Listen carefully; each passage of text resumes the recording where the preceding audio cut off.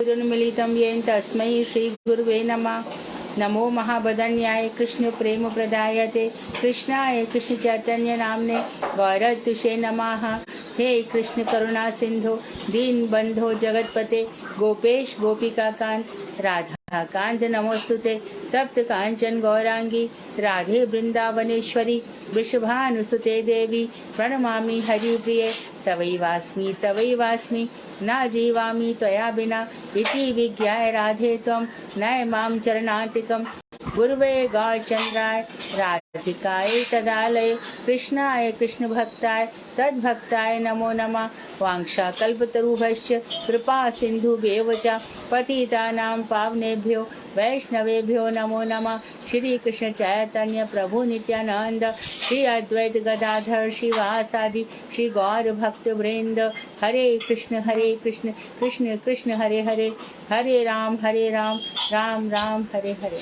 मैं सर्वप्रथम मध्य गुरु पद्म परिव्राजकाचार्य वर युगाचार्य वर रूपानुगाचार्य वर नित्य प्रविष्ट ओम विष्णुपाद अष्टोत्तर शतक श्रीमद भक्ति वेदांत श्री नारायण गोसाई महाराज मध्य शिक्षा गुरु पाद पद्म प्रातः स्मरणीय जगत वंदनीय नित्य प्रविष्ट ओम विष्णुपाद अष्टोत्तर शतक श्रीमद भक्ति वेदांत श्री वामन गोसाई महाराज के श्री चरण कमलों में अनंत कोटि दंडवत प्रणाम कर उनकी अहत की कृपा की भिक्षा करती हूँ।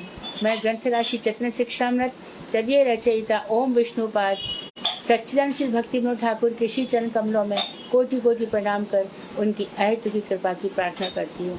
मैं उपस्थित श्रोता मंडली वैष्णवी सभी के लिए यथा योग्य बंदन अभिवादन दंडवत करती हूँ।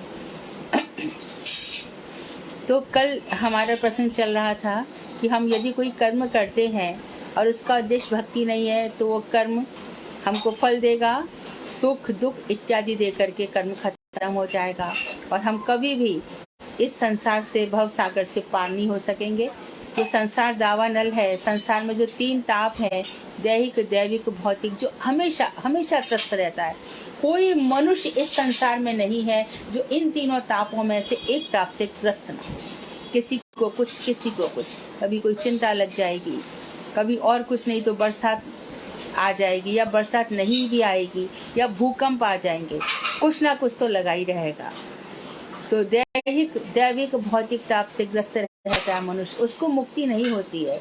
तो मुक्ति के लिए मनुष्य छटपटाता रहता है, आखिर मैं कब तक यहाँ जीऊँ मरूँ और ऐसे ही सब। तो फिर धीरे धीरे भगवान की कृपा होती है और भगवान की कृपा से गुरु वैष्णव साधु हमारे जीवन में आते हैं। साधुओं को पहचानना भी बड़ा मुश्किल है। ध्यान रहे, जिन साधुओं के साथ में रहकर हमारा भजन बढ़ने की बजाय घट रहा है, उसे साधु का संग तुरंत छोड़ दो। जीवन बहुत नहीं है, किसी भी समय कभी भी हमारा अंतिम मृत्यु हो जाएगी। तो ऐसे वो जो तथा कथित साधु हैं वो भी हमारे लिए पूजनीय नहीं है। हमारा भजन बढ़ना चाहिए। देखो, तुम संसार में एक चीज देखो, मनुष्य बहुत सारे काम करता है ना, बड़ा बेचारा संचय करता है खुशियाँ देखने के लिए, लेकिन गीता में भगवान ने उसको कहा मूढ़ाहा, मूर्ख लोग। मूर्ख क्यों कह रहे हो भगवान? आपने तो संसार बनाया, आप ही तो कह रहे हो यहाँ कर्म करो और रहो, फिर आप मूर्ख क्यों कह रहे हो, गधा क्यों कह रहे हो?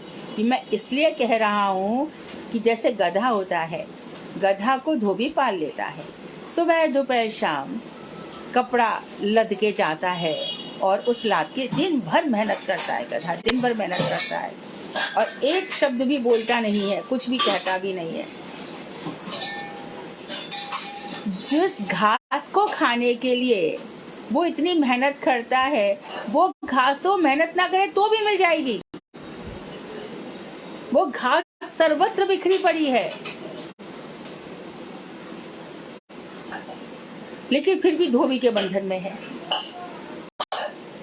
इसी प्रकार मनुष्य नाम प्राप्त करके चारों तरफ मनुष्य को सब कुछ हासिल हो सकता है, लेकिन वो उतने से की प्राप्ति के लिए दिन रात अपने आप को झोंक डालता है। और मानो उसको ऐसा लगे कि ये मेरा बॉस है या इसके अंडर में मैं काम कर रहा हूँ, तो उसको खुश करने का प्रयास करता है, भूल जाता है भगवान ने सबकी व्यवस्था कर रखी है। दाता एक राम, भिखारी सारी दुनिया। इन मंगताओं से क्या मांगे? सब तो भगवान के आगे हाथ फैलाए, धन दो धन दो धन दो। उनसे हम और मांग लें तो हमसे ज्यादा भगवान नाम के चरणों में, भगवान नाम के प्रति अपराधी और कौन होगा। तो भगवान के नाम पे दृढ़ विश्वास रखो, भगवान के नाम पे, भगवान के प्रसाद में, वैष्णवों में दृढ़ श्रद्धा रखो, उन्हीं से ही कल्याण है। साधु संग में ऐसी ऐसी बातें उभर कर आती हैं। सबसे पहले वो क्या करती हैं, कथाएं। जो कथाएं हैं वो हमारे अनर्थ, क्या अनर्थ है, आज मेरा घर बड़ा हो जाए, ये पहला अनर्थ है। दूसरा अनर्थ, घर में बाल बच्चे। तीसरा अनर्थ, इनकी पढ़ाई लिखाई ठीक से हो जाए, मेरी बेटी की शादी हो जाए। पांचवा अनर्थ, हमारा वंश चलता रहे। तीनेष्णा, लोकेष्णा, वित्तेष्णा, पुत्रेष्णा, ये सब अनर्थों से ग्रस्त हमारा मन रहता है। और भगवान के पास आकर हम जन्म जन्म, पहली बार नहीं मांग रहे हैं, हर जन्म में मांगे हैं। और हर जन्म में हमने अपने कर्म बनाए हैं और हर जन्म में कर्म भोगते आ रहे, रुकते भी नहीं है, रोग भी नहीं है, नफरत भी नहीं होती, वितृष्णा भी नहीं होती। और जबकि एक एक दिन उम्र बढ़ती चली जा रही। बहुत हम ख्वाब देखते हैं कल हमारा अच्छा होगा, ऐसा नहीं। भजन करने वाले का तो आज काल करे सो आज कर, आज करे सो अब, और पल में परले होएगी बहुत करे वो कब। उसी वक्त हमारा भजन शुरू हो जाना चाहिए और ये सब बातें हमारे हृदय में घर कर जानी चाहिए। श्रीमद् भगवद गीता एक धरातल है जिसके ऊपर श्रीमद् भागवत का महल खड़ा हुआ है। तो इनमें आनंद आता है। तो 2 जन मिलके, 3 जन मिल करके आपस में कभी कभी चलो भैया कथा खोलो। गीता के प्रथम अध्याय में अर्जुन और भगवान का क्या संवाद हुआ, चलो थोड़ा तुम पढ़ो, थोड़ा हम पढ़ते हैं।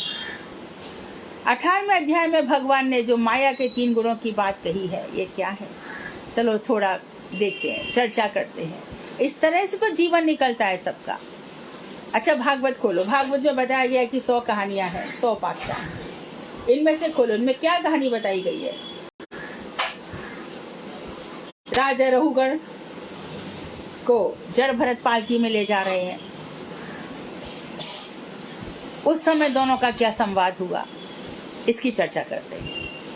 तो जीवन अमृत बन जाता है। रूप गोस्वामी ने ग्रंथ लिखा है ना, उपदेशामृत। उपदेश अमृत, ये अमृत है, ये जीवन की संजीवनी है, ये जीवन का अमृत है। और जब ऐसे भाव आ जाते हैं ना, तो आप देखो आपके जीवन में ऐसे लोग आएंगे, ऐसे साधु आएंगे और साथ साथ में ऐसी सी चीजें पढ़ने और सुनने को मिलेंगी। ये सब उनकी प्रेरणा से होगा। तो सबसे पहले अपना सुधार, मेरा सुधार कैसे हो, मुझे किसको छोड़ना है, किसको अपनाना है, क्या करना है, क्या देखना है, ये हमें बहुत मजबूत होना पड़ेगा।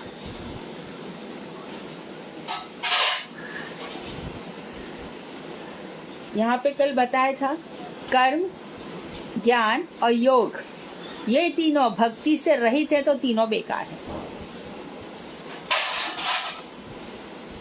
यह साधन भक्ति 2 प्रकार की होती है, वैधि साधन भक्ति और रागानुगा साधन भक्ति।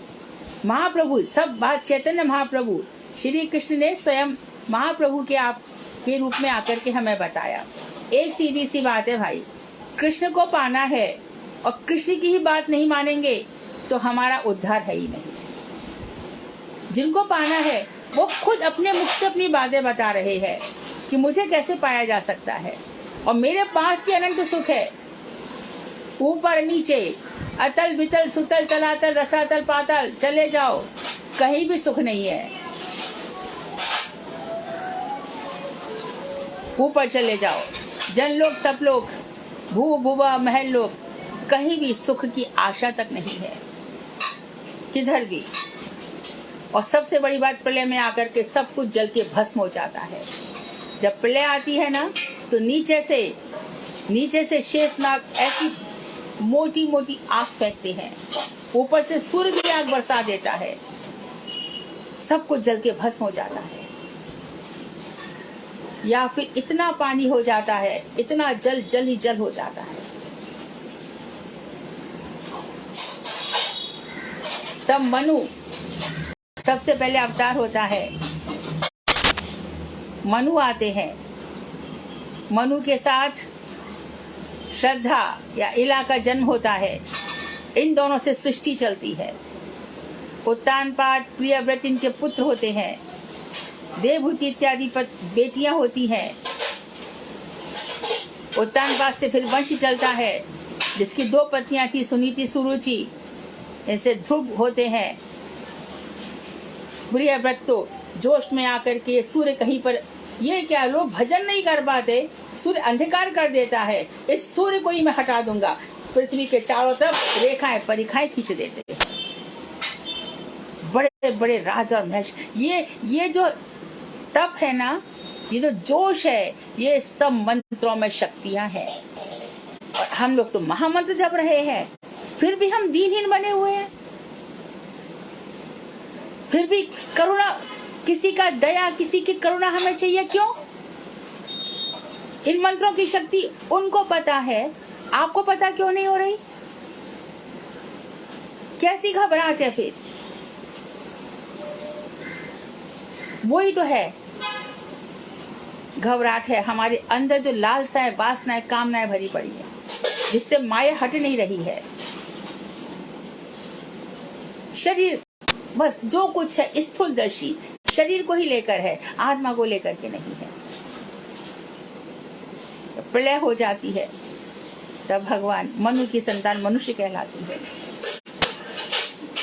तब भगवान प्रलय में देखो किस तरह से हिमगिर के तुंग शिखर पर बैठ शिला की शीतल छा, एक पुरुष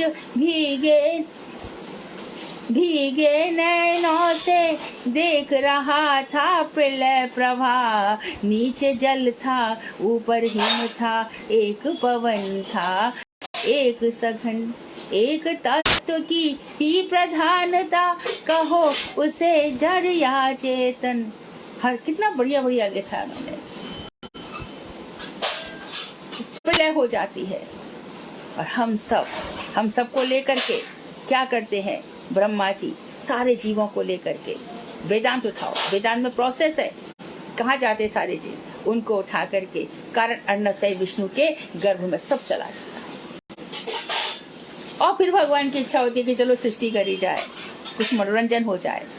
और भगवान की सृष्टि का उद्देश्य क्या है? 2 उद्देश्य है। एक तो ये जो जीव कर्म लिए बैठा है, जिससे इसको 84 लाख मिल रही है, इसको एक बार मनुष्य जन्म दे दूं, जिससे कि ये भजन कर ले और अपनों को तार ले। और दूसरा भगवान का मनोरंजन है। वेदांत में सूत्र है लोकवत्तु लीला कैवल्यम। जैसे राजा बैठा है और व्यंग इत्यादि के खेल चल रहे हैं, वो आनंद ले रहा है, उसी प्रकार से भगवान कुछ नहीं करते, भगवान का नाम सब कुछ करता है। नाम में ही सब कुछ है, नाम में सारी शक्तियां हैं। तो नाम से हमें प्रेम होना चाहिए। नाम से प्रेम होते होते फिर हमें भगवान के रूप से, भगवान की लीलाओं से, भगवान के गुणों से प्रेम हो जाता है, फिर वो साक्षात आने लगते हैं। बहुत बहुत अनुभूतियां होंगी।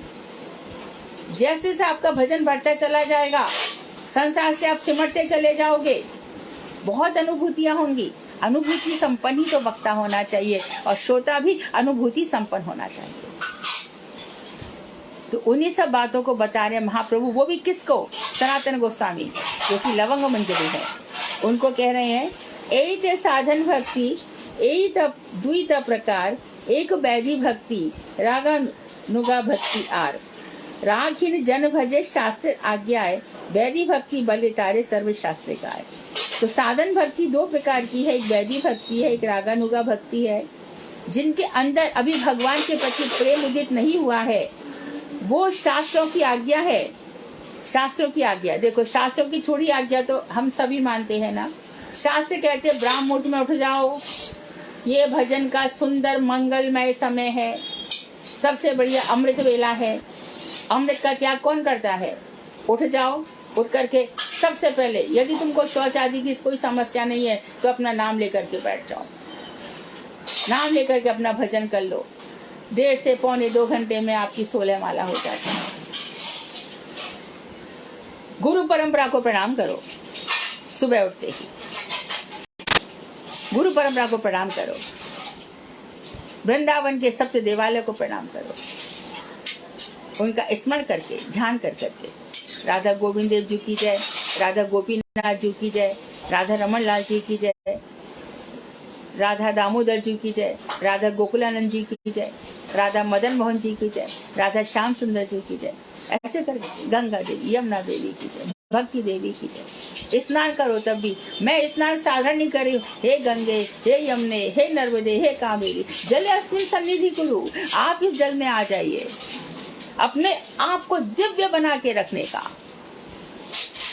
आप साधारण नहीं हो, महामंत्र जप रहे हो। हमेशा अपने हृदय को भी सुंदर दिव्य भावों से भूषित करो। कोई फालतू की बात, बुरे विचार, ये सब आने ही नहीं देने चाहिए। नकारात्मक ऊर्जा बिल्कुल भी नहीं, दिव्य सकारात्मक भी नहीं, उससे भी ऊपर कृष्णमय।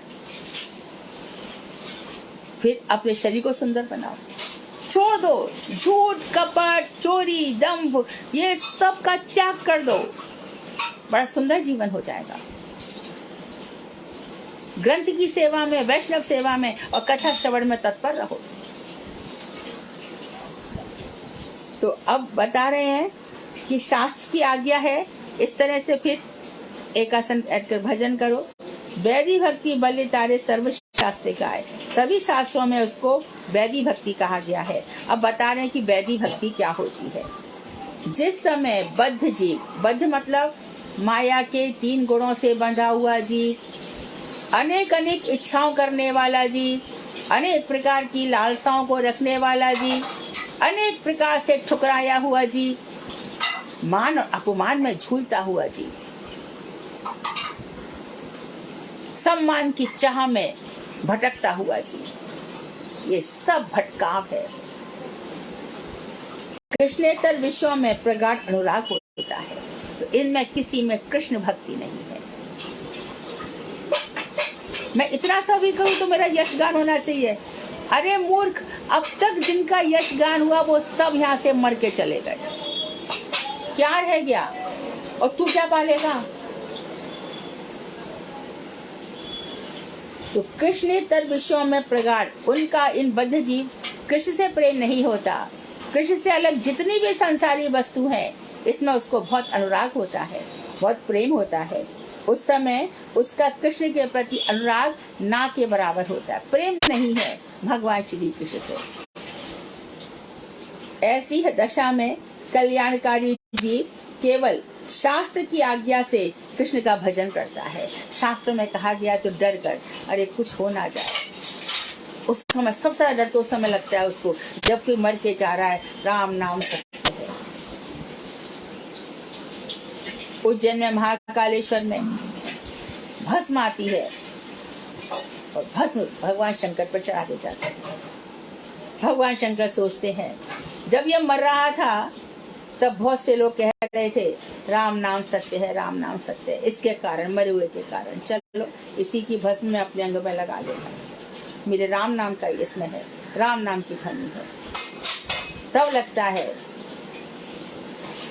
उस समय व्यक्ति को लगता है कि मुझे थोड़ा भजन करना चाहिए। हमारे पुराने लोग एक श्लोकी रामचरितमानस गाते थे।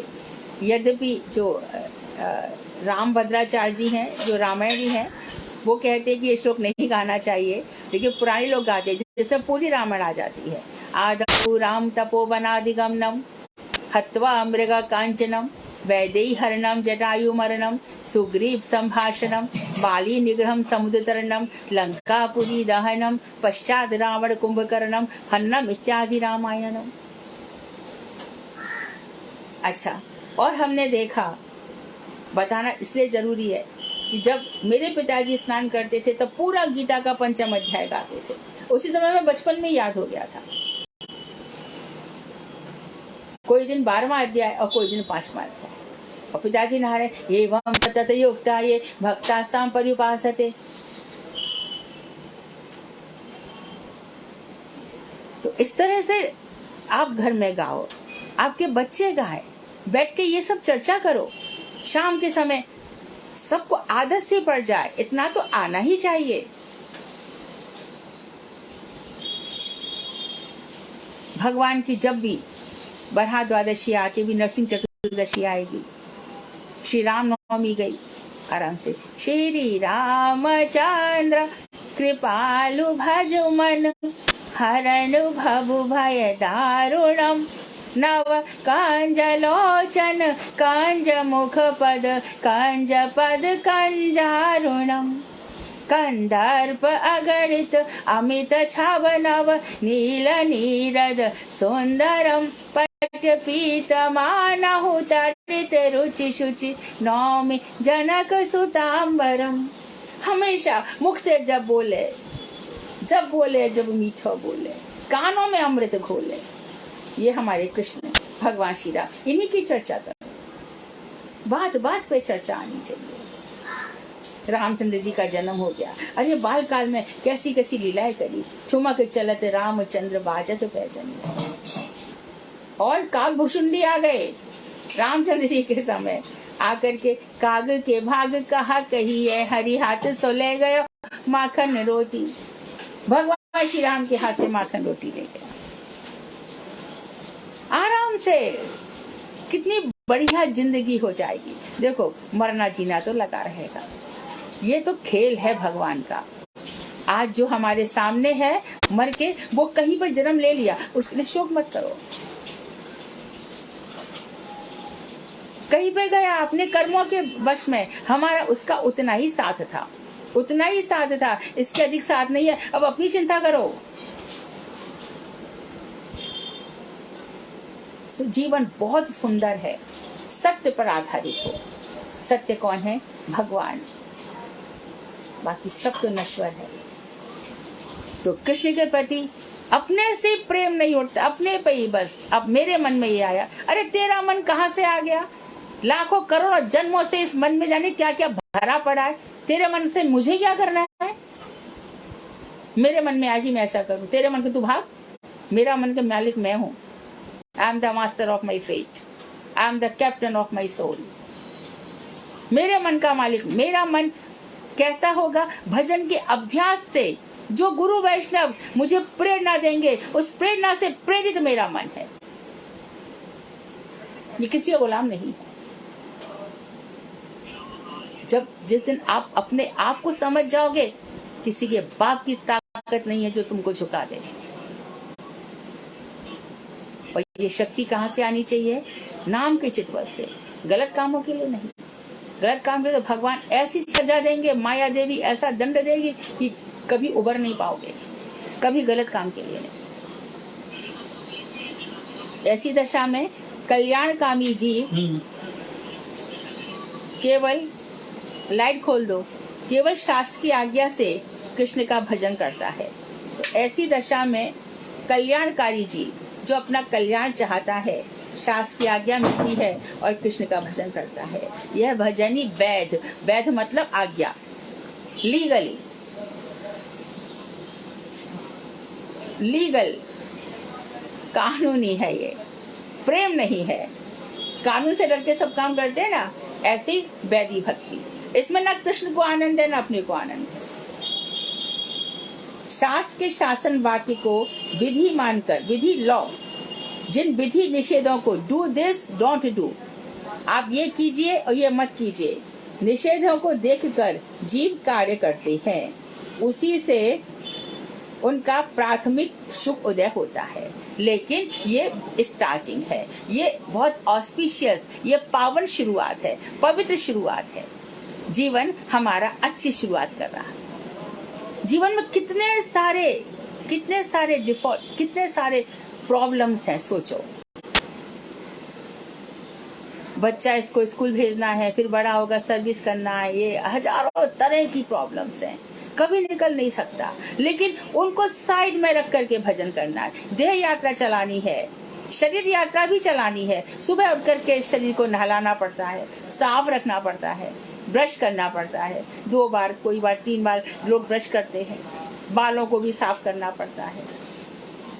बूढ़े हो गए तो बालों को सब काला करना पड़ता है, बूढ़े हो जाओ तो, है ना।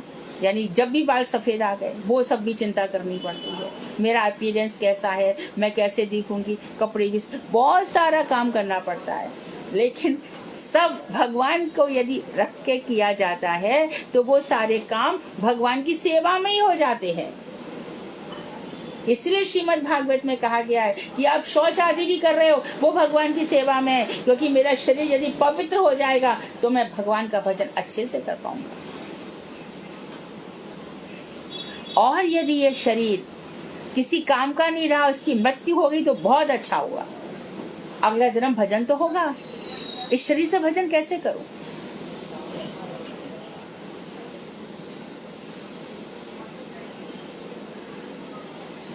तो प्रारंभ शुभ उदय हो जाता है।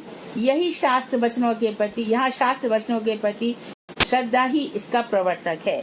तो अब पहली श्रद्धा क्या हुई? शास्त्र वचनों के प्रति, जो शास्त्र कह रहे हैं। तो देखिए भाई, मनुष्य तो आ गया, मनुष्य अनादिकाल से बहिर्मुख था।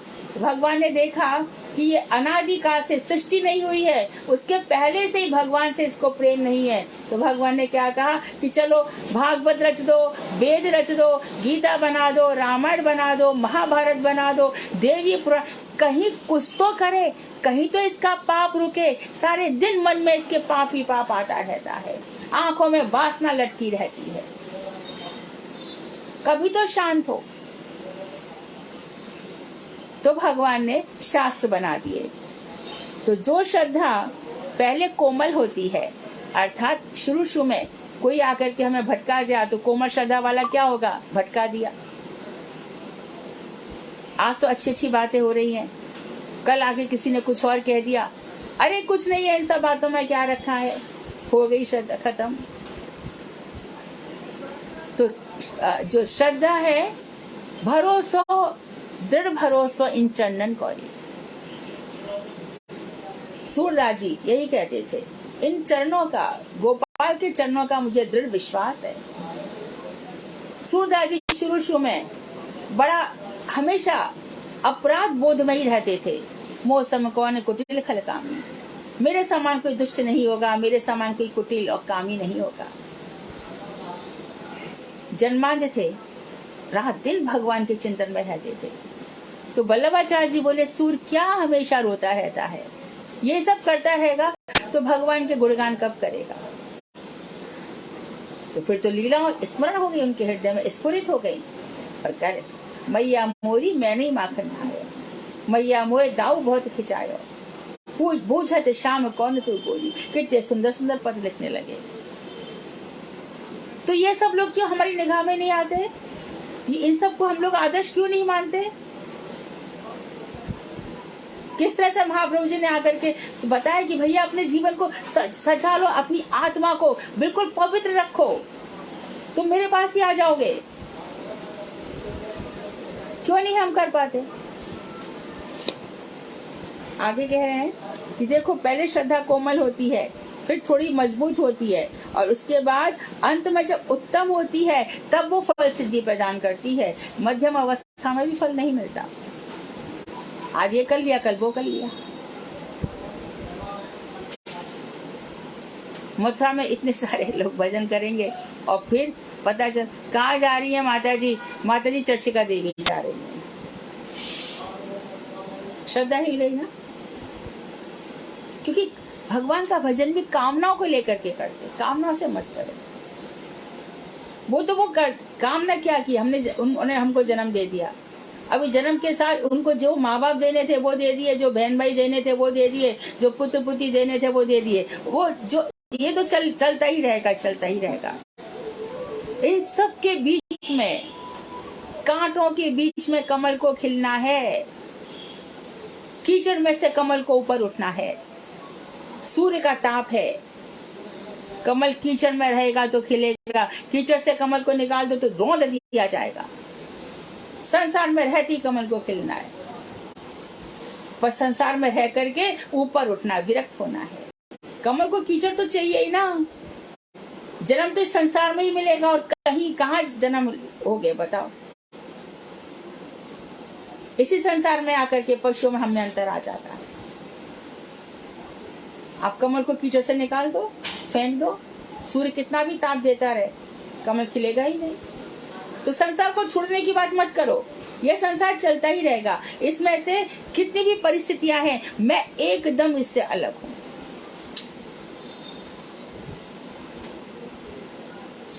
जब यह श्रद्धा सत्संग में भजन द्वारा उत्तम होकर क्रमशः निष्ठा, रुचि, आसक्ति और भावावस्था को प्राप्त होती है, तब यह विधि भी एक चमत्कार पूर्ण आकार धारण कर लेती है। यह श्रद्धा सत्संग में भजन करते करते और उत्तम हो जाती है। पहले हम श्रवण कर रहे हैं, कीर्तन कर रहे हैं, स्मरण कर रहे हैं, आत्म निवेदन कर दिया, भगवान का पूजन हो गया, बंधन हो गया, सख्य हो गया भगवान के साथ, हमारी नवधा भक्ति हो गई, हर प्रकार से नव नवायमान जो भक्ति हो रही है। तो क्रमशः निष्ठा, भगवान में ऐसी निष्ठा आ जाती है। गलत गलत अश्रु धारया, भगवान की बात करते करते आंखों से आंसू आने लगते हैं। रुचि, आसक्ति में ऐसे ही हो जाता है। इस निष्ठा को अब कोई हिला नहीं सकता। रुचि, बस भगवान की बातें अच्छी लगती हैं, कोई कुछ और सुनाए तो मन फीका लगता है। भजन बिना नर फीको, फीको गुरुदेव कहते हैं ना, क्या कहते हैं, भजन बिना नर फीको, जो मीरा ने बताया कि जैसे प्राणों के बिना मनुष्य फीका है, शरीर तो है लेकिन चलता फिरता नहीं है, ऐसे ही शव के समान पड़ा है। तो इसी प्रकार से भजन के बिना मनुष्य फीका है, उसकी शोभा नहीं है, उसको ना तो यहाँ कोई इज्जत मिलती है और ऊपर तो मिलेगी ही नहीं। ऊपर कौन, देवी देवता क्या करेंगे? अरे पागल जैसा दुष्ट, दुष्ट कौन? जो भगवान का भजन नहीं करता, मर गया, क्या करता जी करके, सब घृणा करते हैं उससे। ऐसा व्यक्तित्व तो हमारा नहीं होना चाहिए। निष्ठा, रुचि और फिर आसक्ति, भगवान का नाम लेते ही रोमांच हो जाए, स्वेद अश्रु कम, तो फिर क्या होगा? आसक्ति होती है, फिर भाव, ये जो हम बता रहे हैं, भावावस्था हो जाती है। और तब ये जो विधि वाला है, ये भी एक चमत्कार पूर्ण। हमारे पड़ोस में एक चतुर्वेदी जी थे, चतुर्वेदी, चारों वेदों को जानने वाले। वो 104 वर्ष जिए। हमने उनको देखा कि पूरे जाड़े हो, गर्मी हो, लेकिन 4 बजे उनके खड़ाओं की आवाज आ ही जाती थी। आकर के हमने देखा नहीं उनको कभी किसी से बातचीत करते हुए, मुस्कान, बस यही उनका भाव था। कभी बीमार भी नहीं पड़े, एकदम चले गए संसार से। किसी की कई जन्मों की साधना होती है, किसी की अभी की, तुरंत की होती है।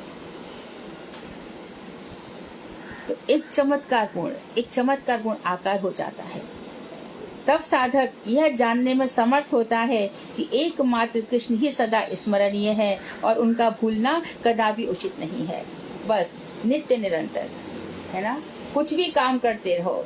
घर में झाड़ू लगा रहे हो तो गोविंद दामोदर माधवेति, बच्चों को पलना में झुला रहे हो तो गोविंद दामोदर माधवेति। इसमें टीवी तो देखना ही नहीं है, टीवी में क्या आता है हमको तो भाई पता नहीं है, वो भी देखना नहीं है। और कहीं पे कुछ चर्चा हो रही हो वो भी सुनना नहीं है। बस मेरी एक सांस भी कृष्ण के बिना क्यों जाए? कोई अपने एक पैसे का भी नुकसान करता है क्या?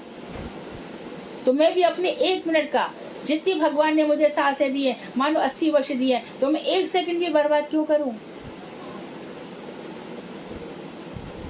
तो नित्य स्मरणीय है कृष्ण हमेशा ही, और कभी भी 1 सेकंड के लिए भी उनको भूलना नहीं है। समस्त प्रकार के विधि निषेध इन्हीं दोनों मूल विधि निषेध के किंकर हैं। जितने भी संसार में विधि निषेध बनाए गए हैं, है ना, जितने भी संसार के विधि निषेध बनाए गए हैं, उसमें वो सब उसके दास हैं। अर्थात पहली विधि है कृष्ण को हमेशा स्मरण करो, ये लॉ है आध्यात्मिक जगत का। और क्या नहीं करना है? कृष्ण को कभी नहीं भूलना है।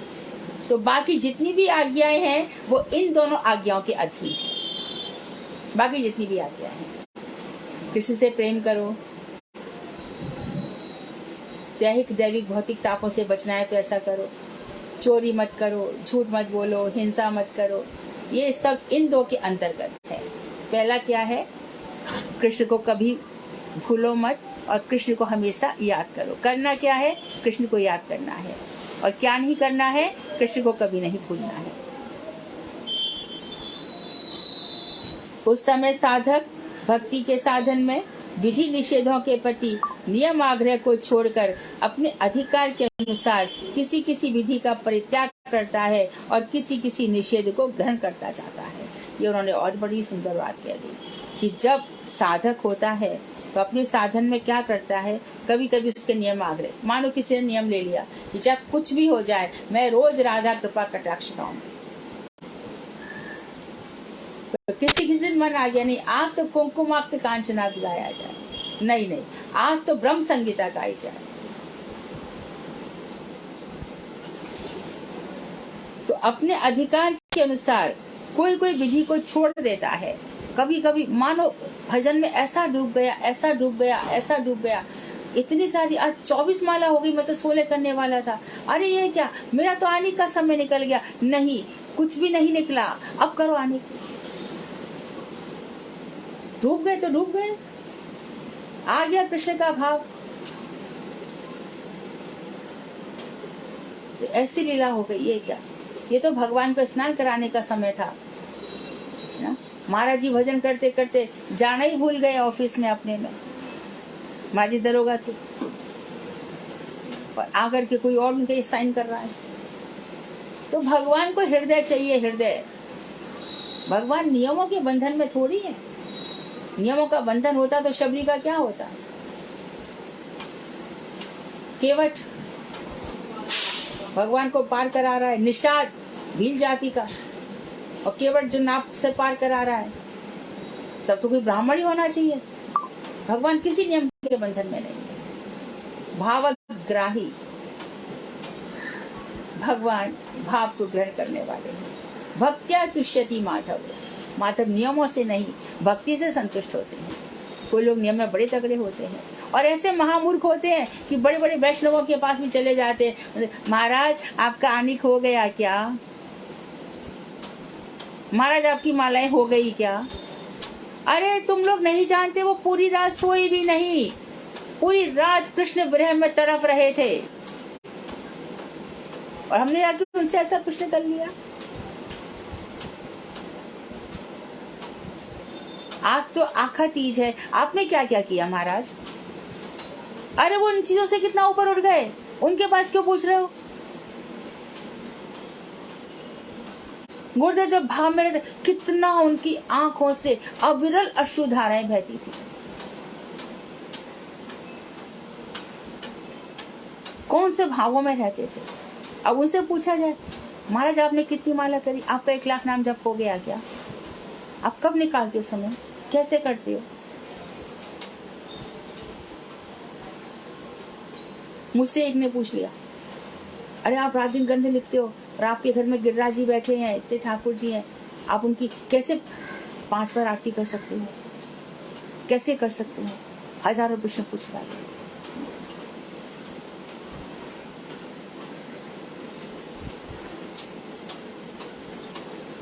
तो यहाँ पर कहा गया है, नियम आग्रह को छोड़ करके अपने अधिकार के अनुसार किसी किसी आज्ञा को छोड़ देता है और किसी किसी निषेध को ग्रहण, जो नहीं करना चाहिए। अब मानो हमारे वो कौन से वंशी वर्धन महाराज 5 दिन भूखे रह जाते थे और 6ठे दिन एकादशी करना भूल जाते थे, जिस दिन एकादशी होती थी।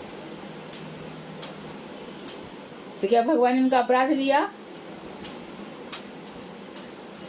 5 दिन की एकादशी चल रही है और जिन एकादशी थी उस दिन वो प्रसाद ले रहे हैं। तो कोई कोई चीज वो निषेध को ग्रहण करता जाता है, ये एक चमत्कार सा हो जाता है। श्री चैतन्य महाप्रभु ने साधन भक्ति के 64 प्रकार के अंगों का उल्लेख इस प्रकार किया है। अब जो हम साधन भक्ति है, वैदिक भक्ति, इसमें कौन कौन से अंगों का पालन करना चाहिए, देखिए ये सब पढ़ने के बाद तुम लोग की सारी शंकाएं दूर हो जाएंगी। पहला है, सबसे पहला अंग है गुरु पदाश्रय। वर्त में गुरु हो जो मार्ग दिखा रहा है, शिक्षा गुरु हो जिसके प्रवचन से, जिसके सानिध्य से हमारी भक्ति बढ़ रही है। दीक्षा गुरु जिन्होंने हमें दीक्षा का मतलब क्या, तेरे सारे पहले जो पाप पुण्य थे सब खत्म हो गए, अब नया जीवन, दिव्य जीवन शुरू हो गया जिनके चरणों में आकर। दीक्षा गुरु, शिक्षा गुरु, तो ये सब, तो गुरु पदाश्रय, गुरु के चरणों का आश्रय लेकर। आश्रय और संबंध नहीं होगा तो भजन भी आगे नहीं बढ़ेगा। हमेशा उनके सहारे से करें, उनको छोड़ करके तो भजन नहीं बढ़ सकता। दूसरा, गुरु के निकट जब गुरु जी मिल जाए तो उनसे कृष्ण नाम की दीक्षा ले ले और कृष्ण की शिक्षा ले ले। गुरु वही है जो ये सब दे रहे हैं। और विश्रम्भेण, विश्वास पूर्वक गुरु सेवा कि इन्हीं के चरणों में है मेरा कल्याण, इन्हीं के चरणों में मेरा कल्याण। पूरी प्रीति के साथ, प्रीति पूर्वक भाव रहे, प्रेम का भाव, घबराने की जरूरत नहीं है। विश्वास पूर्वक फिर साधु मार्ग का अनुसरण फॉलो करो। साधु जिस मार्ग से गए हैं, अर्थात कदाचारी मत बनो, व्यभिचारी मत बनो, भगवान को नैवेद्य देकर फिर प्रसाद खाओ, झूठ मत बोलो, कपट मत करो, साधु मार्ग का अनुसरण। पांचवा है सद्धर्म की जिज्ञासा। हमेशा पूछो कि मेरे लिए सद्धर्म क्या है। भगवान ने क्या कह दिया, सद्धर्म तेरे लिए एक ही अर्जुन, सर्वधर्मान परित्यज्य माम एकम शरणम व्रज। सारे धर्मों को छोड़ करके एक मेरी शरण में आ जा। अरे हमने तो बहुत सारे धर्म पढ़े हैं, मातृधर्म, मातृदेवो भव, पितृदेवो भव, अतिथि देवो भव। आप क्या बोल रहे हो? ऋषि के लिए हमारा कुछ तर्पण होना चाहिए, पितरों के लिए हमारा तर्पण होना चाहिए। शास्त्रों में तो ये सब बातें भी बताई गई हैं। देश के लिए भी तो, जननी जन्म भूमिष्य स्वर्गादपि गरीयसी, मात और मातृभूमि स्वर्ग से भी बढ़कर है, ऐसा भी कहा गया है। बहुत सारी बातें बताई गई हैं। और भी क्या कहा गया है, किसी को हिंसा नहीं कर रहे हो, किसी को दुख नहीं दे रहे हो। हम तो किसी को दुख नहीं दे रहे, यही सबसे बड़ा धर्म है। तो क्या तू दुख देने के लिए आया था संसार में? तो इन सब में सर्वश्रेष्ठ धर्म क्या है? जब अर्जुन ने पूछा तो उसने कहा तेरे लिए कोई धर्म नहीं है, सद्धर्म यही है कि एक मेरी शरण में आ जा।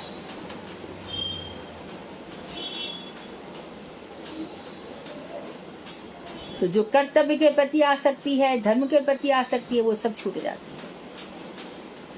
क्या धर्म निभाएगा कोई? मारीच ने जब हा राम भगवान श्री राम की आवाज में हा लक्ष्मण करके आवाज निकाली। सीता ने कहा जब लक्ष्मण जाओ, भैया पे कुछ विपद आई है। लक्ष्मण अरे उन पे क्या विपद आएगी, वो विश्वनायक है, सारा संसार उनसे डरता है।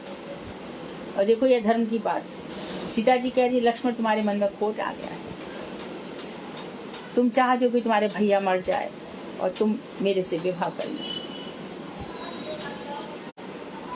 तो यदि सीता जी ने अपना देवर धर्म का पालन किया होता, वाणी में संयम रखा होता, तो लक्ष्मण कभी जाते? और जहां तक कि वो कह के गए भाभी ये लक्ष्मण रेखा पार मत करना, मानी उन्होंने बात। क्या कोई धर्म निभाएगा? अच्छों से तो निभते नहीं है। पति पत्नी अग्नि के सामने 7 फेरे लिए, 2 दिन भी नहीं होते। पत्नी पति का पहला प्रश्न यही होता है, मैं बिल्कुल बुरा नहीं मानूंगा, तुम सबसे पहले मुझे ये बताओ, मुझसे पहले तुम किसी से प्रेम करती थी? हो गया। अरे जब अग्नि के तूने 7 फेरे ले लिए, अब तू पिछली बात क्यों कर रहा है? कितना क्या धर्म कोई निभाएगा? कुछ नहीं निभाता कोई, कुछ भी नहीं होता। मुख्य वही है सर्वधर्मान परित्यज्य, सारे धर्मों को छोड़ करके एक मेरी शरण में आ जाओ।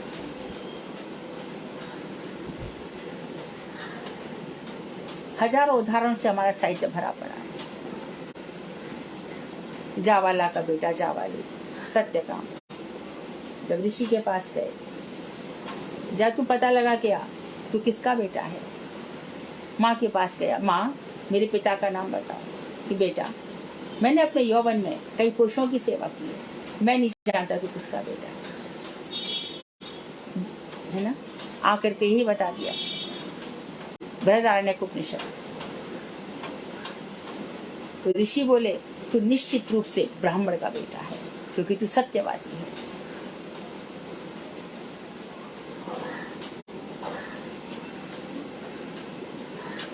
राजधर्म, राजा को प्रजा के लिए अपना सब कुछ दे देना चाहिए। ये कैसा राजा है, अपने महल इतने सब बन रहे हैं और प्रजा सिसक रही है। कहाँ है राजधर्म? कहीं कोई धर्म निभा नहीं पाता, क्योंकि मन में कितनी सब ऐशनाएं भरी पड़ी है। तो सद्धर्म की जिज्ञासा हो, अथा तो ब्रह्म जिज्ञासा। ब्रह्म के निश्चित ना धर्म है, ना अर्थ है, ना काम है, ना मोक्ष है। सद्धर्म क्या है? श्री कृष्ण के उद्देश्य से अपने भोग विलास का त्याग इसलिए नहीं करे कि भैया बड़े त्यागी बाबा हैं, सब कुछ त्याग दिया है, इतना यश पाने के लिए नहीं। भगवान श्री कृष्ण का भजन कब करूंगा? यदि भोग विलास में मेरी बुद्धि रह गई तो भोग विलास की बुद्धि का त्याग किया जाए। सातवां है कृष्ण संबंधी तीर्थों में निवास किया जाए। वृंदावन मथुरा में ना निवास करें तो मन से तो रहना ही चाहिए। महाप्रभु जी कहते हैं अन्य मन मन मोर मन वृंदावन। औरों का मन मन होगा, मन मतलब यहाँ वहाँ घूमता रहता होगा। मेरा मन तो वृंदावन है, बस गया, ये वन बन गया। वन और मन एक कर जान। ये जो मेरा हृदय है ये वृंदावन है, जहाँ पर राधा कृष्ण अपने सखा सखियों के साथ नित्य क्रीड़ा करते रहते हैं। ऐसा मेरा मन है। जीवन निर्वाह उपयोगी यथा योगी अर्थ या विषय स्वीकार। जिनसे जीवन चल जाए उतना अर्थ ग्रहण किया जा सकता है, उतना ले लेना चाहिए। जिससे जीवन चल जाए उतना धन रहना चाहिए। एकादशी, जन्माष्टमी आदि हरिवासर का सम्मान यत्ने पालन कर। एकादशी तिथि, भक्ति जननी यत्ने पालन कर, और जन्माष्टमी इत्यादि। आंवला, पीपल आदि वृक्षों को गौरव प्रदान और गो ब्राह्मण वैष्णव पूजन। ऐश्वर्य कादम्बरी इत्यादि में बताया गया है कि इन चीजों से भक्ति नहीं बढ़ेगी, परंतु सर्वत्र भगवान की, सर्वत्र समबुद्धया, भगवान की बुद्धि सब जगह हो जाएगी। सिया राम मैं सब जग जानी, करो प्रणाम जोर जग पानी। सब जगह भगवान के दर्शन होंगे। हमारे आचार्य इत्यादि तो जगन्नाथ दास बाबा जी महाराज, पिल्ले इत्यादि में भी सब में भगवान का दर्शन करते थे। बंदर इत्यादि में भी भगवान का दर्शन करते हैं। चिड़िया हो, कोई भी हो जानवर। तो आंवला,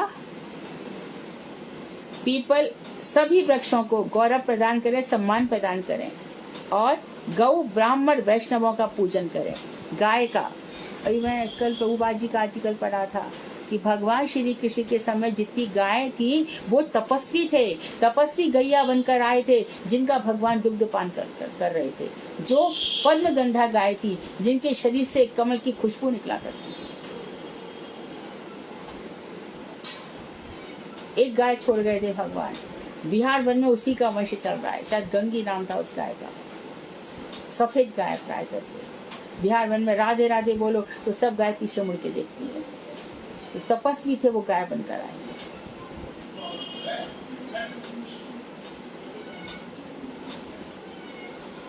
तो भगवान का जो अवतार है वो किस लिए होता है? विप्रधेनु सुर शांत हित लीन मनुज अवतार, निज इच्छा निर्मित तनु माया गुण गोपाल। विप्र ब्राह्मण, धेनु गाय, सुर संत, तो इनका हमेशा पूजन करना चाहिए। कृष्ण बहिर्मुख व्यक्तियों का संग त्याग कर दो। जो कृष्ण के नहीं है वो हमारे भी नहीं है, उनका संग पहले हृदय से, बाद में भगवान अपने आप हटा देते हैं उसको। फिर जीवन में रहता नहीं वो व्यक्ति, इधर उधर भागता है। अनधिकारी को शिष्य मत करो, जिसके अंदर योग्यता नहीं है उसको शिष्य मत बनाओ, उसको त्याग कर दो। बार बार आकर के भगवान की भक्ति की तो बात पूछेगा ही नहीं और कुछ करेगा। आडंबरपूर्ण उद्यमों का यानी विराट महोत्सव आदि का परित्याग। बहुत सारे विशाल, अरे पैसा ला, यहाँ से ला, यहाँ से ला, मुझे बहुत बड़ा भागवत का आयोजन करना है, कम से कम 5100 नहीं 5100 108 कलश यात्रा निकालनी है। काय के लिए? इससे भक्ति बढ़ेगी? यहाँ तो साफ मना कर रहे हैं, दिखावा मत करो। गीता का 18वां अध्याय 64वां श्लोक, जो दिखावे के लिए मेरी भक्ति करता है वो नरक जाता है।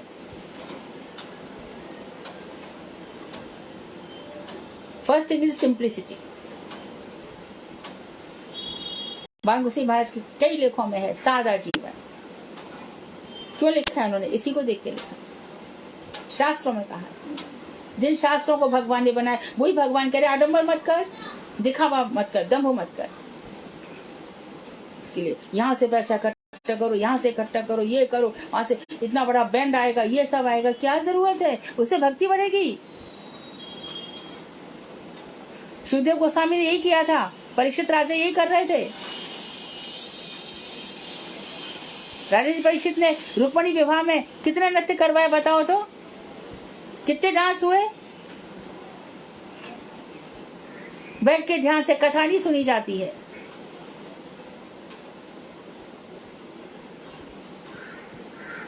आडंबर उद्यम परिश्रम जितने हैं उनका विराट महोत्सव आदि का परित्याग कर दो।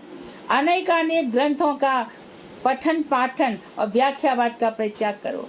बहुत से हमने ये भी पढ़ा, हमने ये भी पढ़ा, हमने ये भी पढ़ लिया, हमने ये भी देखा, कितने सारे ग्रंथों के नाम बता देंगे। उसकी भी आवश्यकता नहीं है। और बस बड़े भारी पंडित बन गए, व्याख्याएं कर रहे हैं, आचरण जरा भी नहीं है।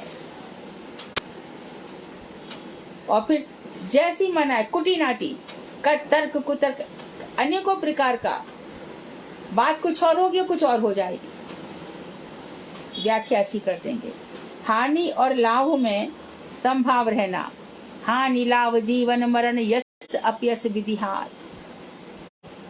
कुछ था किसी का पहले का जो हमारा चला गया। लाभ कुछ होगा, कुछ शुभ कर्म कर आए होंगे, तो हानि लाभ जीवन मरण यश और अपमान ये सब भगवान के हाथ में है। तो इसमें अपनी बुद्धि विचलित नहीं होनी चाहिए। बार बार कहा जा रहा है गुब्बारा मत बनो। किसी ने खूब सम्मान दे दिया तो गुब्बारा फूल गया, और किसी ने अपमान कर दिया तो गुब्बारा फस हो गया। ऐसा जीवन नहीं जीना है। अरे कोई सम्मान देगा तो हमारा सम्मान हो गया, किसी ने मेरी बुराई करी तो मैं बुरी हो गई, और कोई मेरी बड़ाई करे तो मैं बहुत अच्छी हो गई। अरे हट, तू है कौन? तुम मेरे को कैसे, तेरे पास ऐसे कौन से पैरामीटर्स है जो मेरे को तू आगेगा कि मैं अच्छी या बुरी हूं? मेरे पैरामीटर्स मेरे गुरुदेव हैं, जिनके चरणों में हमारी भक्ति है। तो कोई प्रशंसा करे, कोई निंदा करे, बिल्कुल फर्क नहीं होना चाहिए, हंस के टाल देना चाहिए। शोक आदि के वशीभूत नहीं होना। ऐसा कोई नहीं है जिसको शोक दुख इत्यादि, और दुख में मन मलिन हो गया, बड़ा दुख हो गया, भगवान का भजन नहीं हो रहा, ऐसा नहीं होना चाहिए। अन्य देवता और अन्य शास्त्रों की निंदा नहीं करना, और कभी भी ऐसा नहीं कि हमारे तो भगवान है, कोई दूसरे अल्लाह की बुराई कर दो, चर्चों की बुराई करना शुरू कर दो, तुम्हारे भगवान तो ऐसे, तुम्हारे, ये नहीं, बिल्कुल नहीं, मना किया गया है। क्योंकि सब में भगवान है। मैं सबके हृदय में, अहम सर्वस्व हृदयेषु तिष्ठामि, मैं सबके हृदय में स्थित हूँ। ग्राम में बात चर्चा नहीं करना या नहीं सुनना। ग्राम में चर्चा, किसकी लड़की भागी, किसके यहाँ पे क्या हो रहा है, किसका पत्नी मर गई, किसका पति मर गया, किसका भाई ऐसे चला गया, कौन सी फिल्म आई है, कौन सी फिल्म गई, इंडिया जीती की हारी, ये सब ग्राम में वार्ता है। इनकी चर्चा नहीं करना। और बीजेपी जीतेगी कि कांग्रेस पार्टी हारेगी, ऐसी सब हजारों तरह की बातें हैं। श्रीमद् भागवत में लिखा है मनुष्य का जीवन इन हजारों तरह की बातों में और रात पत्नी के साथ सोने में निकल जाती है। इसलिए मनुष्य फिर अगला जीवन में फिर 84 लाख, फिर 84 लाख। प्राणी मात्र को मन और वचन से भी उद्वेग नहीं देना। किसी भी प्राणी को कोई ऐसी बात नहीं कहना जिससे कि हमारे मतलब मन में भी उसके लिए बुरा मत सोचो। अरे जो कर रहा है अपने लिए कर रहा है, अब अपन परेशान है, खुद भी परेशान ना हो, दूसरों को भी परेशान ना दे। कोई ऐसी बात कह जाए तो अपने हरि भजन करो, कहने दो उसकी कही उसके। आपने कोई चीज दी, ये मैं गुरु जी का वचन बोल रही हूँ। गुरुदेव कहते थे तुमको किसी ने कुछ दिया, तुमने नहीं लिया, चीज कहाँ गई? उसके पास वापस चली गई। तो तुमको कोई कुछ कहता है, तुमने नहीं लिया तो चीज उसी के पास चली गई। अब वो जाने उसने जो कर्म किया वो भोगे। तो ना उद्वेग लेना है ना देना है। श्रवण करे, खूब कीर्तन करे, स्मरण करे, पूजन करे, वंदन करे, परिचर्या सेवा करे भगवान की और वैष्णवों की। उनके साथ दास्य भाव से रहे, सख्यता रहे, आत्मनिवेदन रहे। श्री विग्रह के सामने नाचे, श्री विग्रह के सामने गीत गाए और दीनता पूर्वक प्रार्थना करे, हे नाथ कृपा करो, आपके चरणों में रखो, आपके चरणों को नाथ कभी नहीं भूलूंगा। भगवान से दिन रात यही प्रार्थना करें। श्री गुरु वैष्णव और भगवान को देखते ही दंडवत प्रणाम करें। ऐसा नहीं कि गुरु जी को देखे उल्टे हाथ से और ऐसे कर दिया, ये अपराध और हो जाएगा। नहीं झुका जाता तो झुको मत, हाथ जोड़ करके सिर झुका के प्रणाम कर दो। प्रणाम में भी दम्भ दिखाना कि हाँ देखो मैंने आपको प्रणाम किया है, देखो, ऐसा कभी नहीं करे, छोड़ दे। कपट से नहीं करे, कभी भी नहीं। उन्हें दर्शन कर आसन से उठकर अभिवादन करे। जैसी वैष्णव दिखाई दे तुरंत आसन से उठ जाए, जमीन पर बैठे तो उठ जाए, उठकर प्रणाम करे। अनुव्रजा अर्थात यदि वैष्णव हमारे घर से निकले तो थोड़ी देर तक पीछे पीछे तक जाए और उनके चरणों की रस लेकर के वापस चला आए। तीर्थों और श्री मंदिरों में गमन करना, मंदिर और तीर्थों में जाता रहे। 40 पढ़ देती हूँ आज, फिर कल पढ़ लेंगे। उनकी परिक्रमा करे, मंदिरों में जा करके स्तव स्तुतियां करे, भक्ति ग्रंथों का पाठ करे, 39 जप करे और 40वां है संकीर्तन करे खूब अच्छी तरीके से। ये तो आप लोग जानते ही हैं, सब मिलकर जो करते हैं वो कीर्तन है। परंतु जो ये करता है ना, एक माला मैं करूं 4 बजे उठ करके, एक माला तू कर, वो कहीं भी नहीं लिखा हुआ है, उसकी साधना ही गड़बड़ हो जाएगी सारी। ये साधना है ही नहीं, सबकी अपनी साधना है। बैठ करके भगवान का कीर्तन कर रहे हो वो अलग चीज है। मैं तो 4 बजे उठा दिया, अब तू माला कर, अब तू माला कर, बिल्कुल मत करना ऐसे। खुद का भजन छुपा के रखने के लिए होता है, खुद की अनुभूति खुद के लिए होती है। फिर गुरु जी सबको एक साथ मंत्र क्यों नहीं दे देते? क्यों अलग अलग बुला करके देते हैं? शास्त्रों के विरुद्ध कुछ भी मत करो। फॉलो करना है तो गुरु वैष्णवों को करो, जिसको मना उसको फॉलो कर लिया। किसी व्यक्ति से आकर्षित मत हो, किसी महिला से आकर्षित मत हो। आकर्षित होना है तो ये जो वचन है और ये जो वचन बोलने वाले हैं उनके प्रति रहोगे तो ठीक ठाक रहोगे, ये तो सब भजन चौपट हो जाएगा। वांछा कल्पतरुभ्यश्च कृपा सिन्धुभ्येव च पतितानां पावनेभ्यो वैष्णवेभ्यो नमो नमः।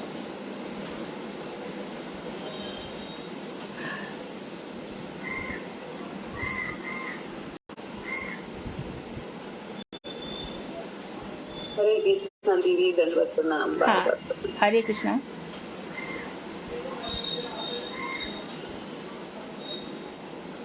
हरे कृष्णा दीदी, दंडवत प्रणाम। हाँ, हरे कृष्णा।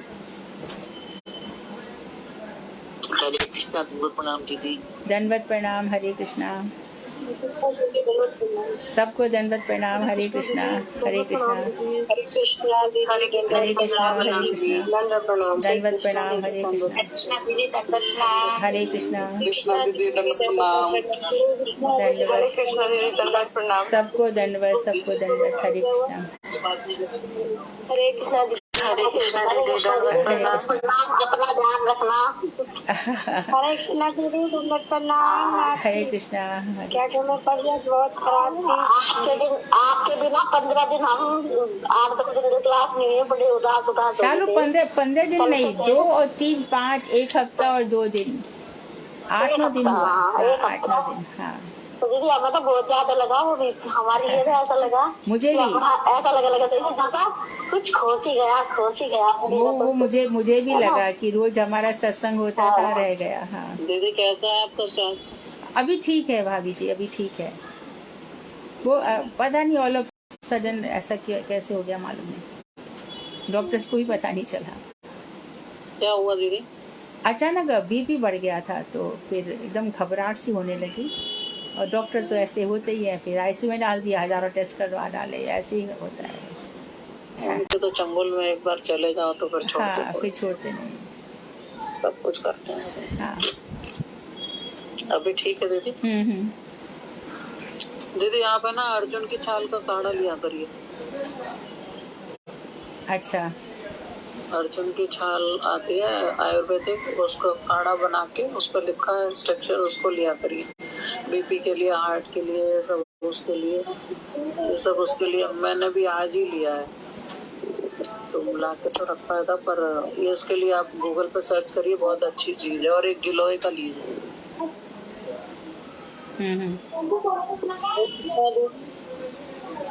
मैं ये छाल का काढ़ा, उसको 1.5 गिलास पानी चढ़ाओ और इसमें अर्जुन की छाल डाल दो, हल्के उसमें 1 कप बच जाए, फिर उसे ठंडा करके पी लो। कितना छाल डालना चाहिए? 1 इंच? 1 चम्मच। 1 चम्मच। अच्छा, उसका पाउडर आता है उसका। पतंजलि पे मिल जाती है पिसी हुई। ठीक है, मंगवा लो, ले लूंगी। और आज ऐसा करें, आपके पास आवे और हम आपका समय समय पे काढ़ा बना के दें। समय समय पे आपको कुछ चाहिए वो दे, और आप अरे मुझे बहुत आप अकेले हो ना, इस वजह से आप अपना ध्यान नहीं रख पाते इन चीजों का दीदी। नहीं, मैं करूँगी। ये मुझे बता दीदी, कर नहीं पाते आप भी जाते हफ्ते 10 दिन 7 दिन के लिए मुंबई में, अब इतनी दूर कैसे जाए? हाँ वही है, मैं भी वही सोचती हूँ, मैं इतनी दूर से आऊँ कैसे। ये तो मैं भी आ जाती, दिल्ली रह जाती थोड़े दिन। एक बार दिल्ली आओ, सभी मिलकर हम प्रयास करेंगे, आपका एक प्रोग्राम रखवाएंगे दिल्ली में। मेरा बहुत मन करे कि सभी मिलकर एक प्रोग्राम करवा ले दीदी का। हाँ, तुम जिस दिन बुलाओगी मैं आ जाऊंगी। तुम अकेली काफी हो, सब तो आ ही जाएंगे। मुझे तो मेरे को तो कोई, सब लोग आ जाएंगे। हाँ, सब लोग आ जाएंगे। मेरे मन में बहुत भावना है दीदी आपको बुलाने की। चलो दीदी, बिल्कुल मेरी भी यही इच्छा है। हाँ जरूर रमा जी, जरूर 100%। दीदी हमारे घर के पीछे ना एक बहुत बड़ा हम लोग ना बैंक्वेट हॉल है, उसी में हमारे गुरुदेव कथा करा है।